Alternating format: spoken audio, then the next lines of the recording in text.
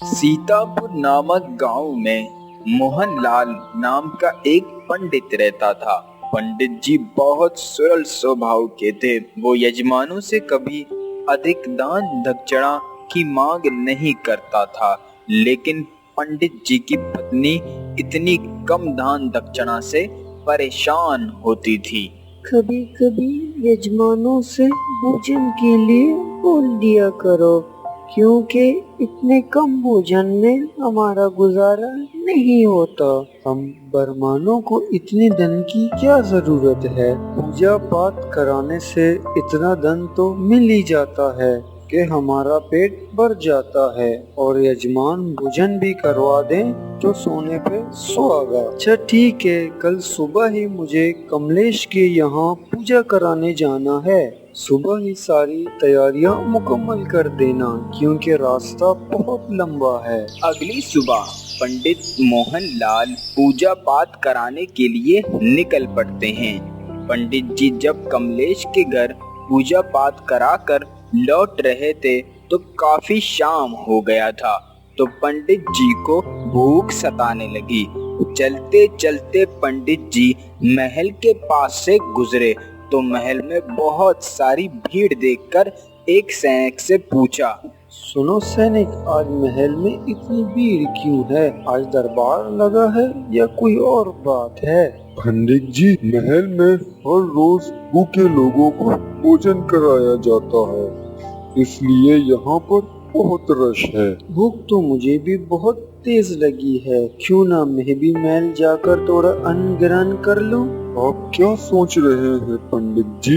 क्या मैं भी महल में जाकर भोजन ग्रहण कर सकता हूँ? क्यों नहीं पंडित जी, आप जरूर महल में जाकर भोजन कर सकते हैं।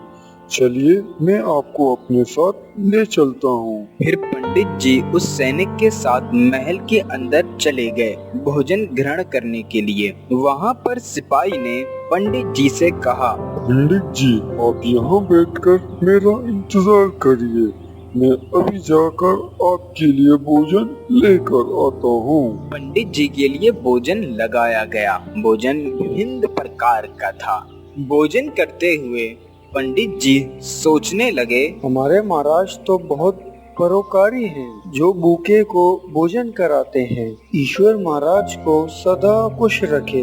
भोजन करके जैसे ही पंडित जी चलने को तैयार हुए तो उनकी नजर वहीं पर रखे एक सोने की कटोरी पर पड़ी। अरे, ये सोने का कटोरा, ये तो बहुत मूल्यवान है। अगर मैं इसे अपने साथ उठाकर ले चलूं तो किसी को क्या पता चलेगा? मैं रोज इस सोने के कटोरे में खीर खाया करूंगा। पंडित जी ने सबकी नजर से बचाते हुए इस कटोरे को अपने कपड़े में छुपाकर घर की ओर निकल पड़े। सुनो भाइयों, कल जब लोगों को भोजन करवाया गया था तो यहाँ पर 50 सोने के कटोरियाँ रखे हुए थे, और जब अभी इनको गिन रहे हैं तो इनमें एक गायब है। भाई, हमें ये बात महाराज को बतानी चाहिए। आखिर इतना नीच कार्य कौन कर सकता है भला? हाँ भाई, चलो महाराज के पास चलते हैं। महाराज, हमें आपको कुछ बताना है। कहो कहो सिपाहियों, तुम इतना क्यों घबरा रहे हो? क्या बात है? महाराज, हमारे महल से एक सोने का कटोरा गायब है। तो है कोई उसे चोरी कर ले गया है। क्या? सोने का कटोरा कैसे गायब हो सकता है? कौन होगा जिसने ऐसा कार्य किया है? महल में तो हर रोज सैकड़ों लोग भोजन कराने आते हैं। मैं तुम सबको आदेश देता हूँ, जल्दी से जल्द पता लगाओ कि वो सोने का कटोरा किसने चुराया। सैनिकों ने बहुत कोशिश की, लेकिन उन्हें सोने के कटोरे के बारे में कुछ भी पता नहीं चल सका। धीरे धीरे 2 दिन बीत गए और इधर पंडित जी अपने घर में बैठकर सोच रहे थे, कल तो मैंने मजे से इस कटोरे में भोजन किया था, किंतु आज मुझे अपने इस चोरी का बहुत बुरा लग रहा है और पश्चाताप भी हो रहा है। मेरे इस अपराध से महाराज सभी भोजन करने वाले लोगों पर शक कर रहे होंगे। मुझे अभी महल जाकर इस कटोरे को वापस कर देना चाहिए। ये कहकर पंडित महल की ओर निकल जाता है। सैनिक, मुझे महाराज से अभी मिलना है। क्या मैं महाराज से मिल सकता हूँ? जी पंडित जी, आप बिल्कुल महाराज से मिल सकते हैं। चलिए, मैं आपको महाराज के पास ले चलता हूँ। प्रणाम महाराज। प्रणाम पंडित जी, आपका यहाँ कैसे आना हुआ? महाराज, मैं आपको कुछ वापस कराने आया हूँ। आप क्या कह रहे हैं पंडित जी? आप मुझे क्या देना चाहते हैं? ये पंडित जी ने वो कटोरा महाराज को देते हुए कहा, महाराज, 2 दिन पहले महल में भोजन करते समय ये कटोरा मैंने चुरा लिया था और झोली में छुपाकर मैं इसे अपने घर ले गया था। बहुत विचित्र है आप पंडित जी। पहले तो आपने महल से कटोरे को चुराया, और अगर चुरा ही लिया था तो वापस करने क्यों आए? महाराज, इसमें मेरा कोई दोष नहीं था। मैंने अपने पूरे जीवन में न कभी चोरी की है और न ही कभी पाप का धन खाया है। दरअसल दोष तो इस भोजन का था जो मैंने महल में खाया था। अरे पंडित जी, भोजन का दोष वो कैसे? महल में परोसा गया भोजन पाप की कमाई का था, इसलिए मेरे मन में भी पाप उत्पन्न हो गया और मैंने चोरी कर ली। वैसे भी कहा गया है, जैसा अन्न वैसा मन।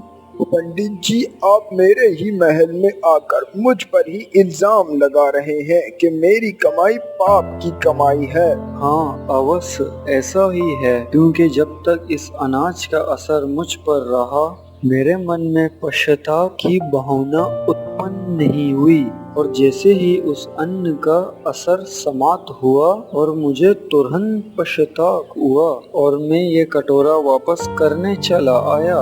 जो सच था वो मैंने आपको बता दिया। अब आगे आपकी मर्जी। आप पता लगाइए कि आपके खजाने में पाप की कमाई कहाँ से आ रही है। इतना कहकर पंडित जी वहाँ से चले गए और राजा को आश्चर्य में डाल दिया। महाराज बहुत चिंतित हुए। वो सोचने लगे, क्या ये बात सच है? क्या ये बात सच है कि मेरा खजाना पाप की कमाई से भरा है?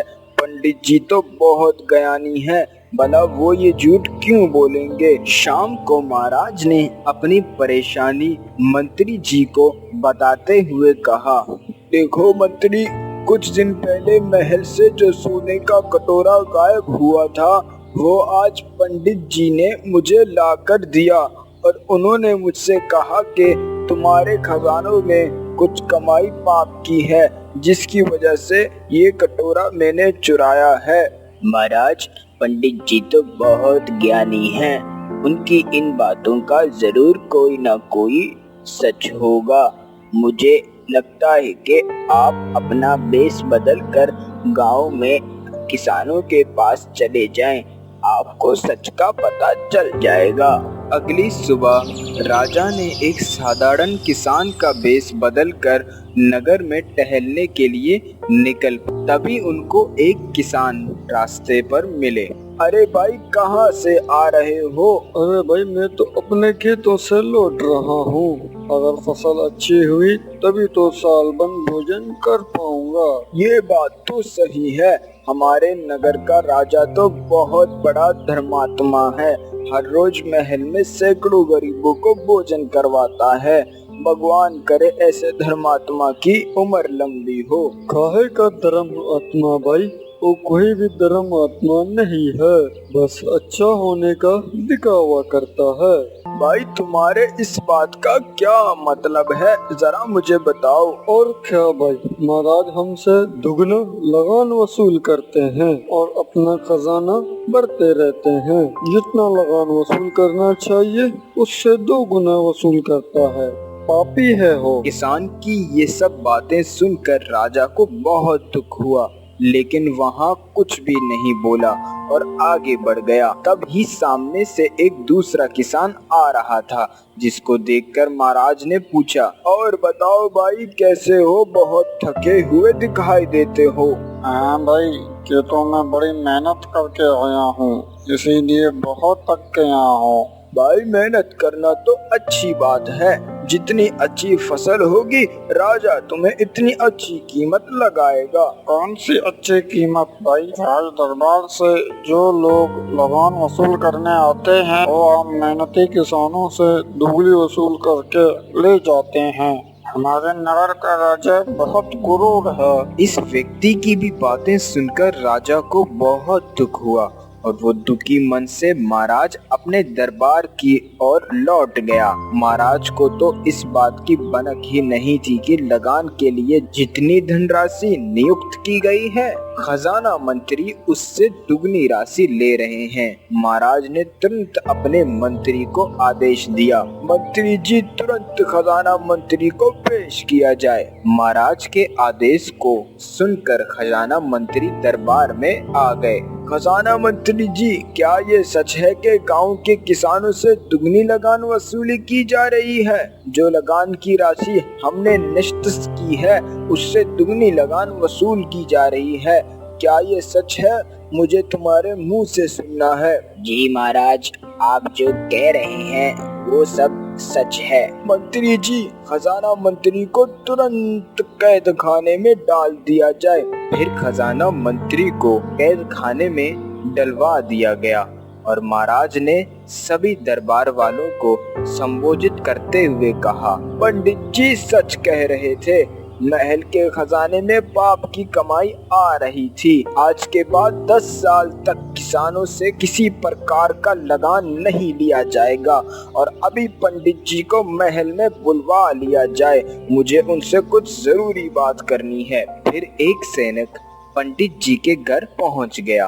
पंडित जी, महाराज ने आपको महल में बुलवाया है। सैनिक, क्या महाराज ने मुझे बंदी बनवाने के लिए तुम्हें यहाँ पर भेजा है? पंडित जी, आप घबराने की कोई जरूरत नहीं, महाराज ने आपको सम्मान पूर्वक महल में लाने को कहा है। ठीक है, चलो मैं तुम्हारे साथ महल चलता हूँ। फिर पंडित मोहनलाल सैनिक के साथ महल की ओर चला जाता है।